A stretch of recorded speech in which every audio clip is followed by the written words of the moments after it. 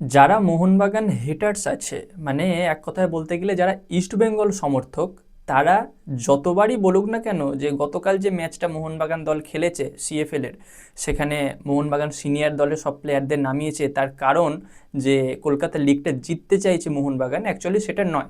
হ্যাঁ, অবশ্যই মোহনবাগান কলকাতা লিগটা জিততে চাইছে, যে কারণে তাদের দলটাকে খুব সুন্দরভাবে গঠন করেছে কলকাতা লিগের দলটা।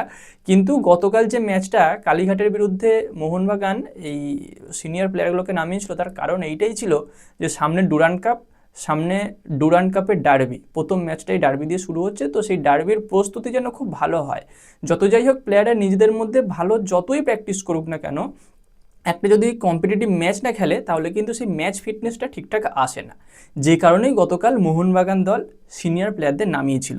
এই বিষয়টা নিয়ে বেশ কিছু লিডিং ইউটিউব চ্যানেল আলোচনা করেছে, আমিও আমার মতো করে ছোট করে তোমাদের সঙ্গে শেয়ার করলাম। আশা করি যারা মোহনবাগান সমর্থক আছো তোমরা এই বিষয়টা এগ্রি করবে। তো এই বিষয়টা ছোট করে আলোচনা করার পর এবার ইম্পর্টেন্ট যে টপিক সেই বিষয়টায় আসি, সেটা হলো ডার্বির টিকিট। আর ডুরান্ড কাপে ডার্বি হচ্ছে মানে টিকিট নিয়ে কিন্তু কারচুপি হবে ভাই, আমি আগে থেকে বলে রাখলাম। মানে বিগত 2-3 বছর ধরে তো দেখে আসছি, তোমরাও নিশ্চয়ই এর ভুক্তভোগী এবং হতে চলেছো, মানে আগেও হয়েছো, আবার হবে, এটা আমার দৃঢ় বিশ্বাস।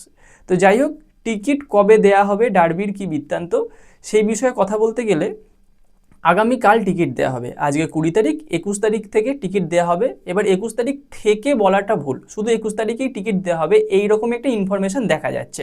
মানে ডুরান্ড তার অফিসিয়াল পেজ থেকে এইরকম একটা পোস্ট করেছে যে আগামীকাল টিকিট দেওয়া হবে বেলা 11টা থেকে।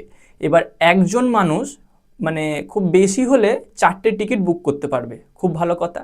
এবার কতক্ষণ টিকিট থাকবে বা কটা টিকিট অনলাইনে ছাড়া হবে, সেইটা হচ্ছে সবথেকে বড় প্রশ্ন।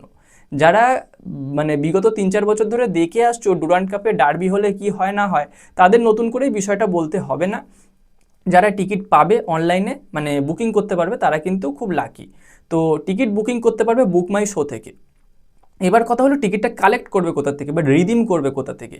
তো যারা অফিসিয়ালভাবে এই পোস্ট পেয়ে গেছো দেখতে, তাদেরকে নতুন করে বলার কিছু নেই, তারা সবটাই আশা করি দেখে নিয়েছো। যারা এখন এই বিষয়টা জানো না তাদের উদ্দেশ্যে বলে রাখি যে তোমরা যারা মোহনবাগান সমর্থক আছো, মানে মোহনবাগান গ্যালারির টিকিট কাটবে, তারা কিন্তু পাবে, মানে টিকিট বুক করবে তারা পাবে মোহনবাগান টেন্ট থেকে, মানে মোহনবাগান মাঠ থেকে।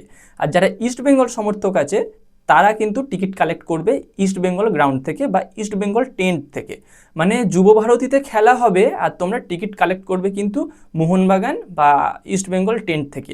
এইটাই কিন্তু আগাগোড়া হয়ে আসে ডুরান্ড কাপের জন্য, কিন্তু আইএসএলে সেটা হয় না। আইএসএলে তোমরা যুবভারতীর যে বক্স অফিস থাকে বা আছে সেখান থেকে তোমরা কালেক্ট করতে পারো।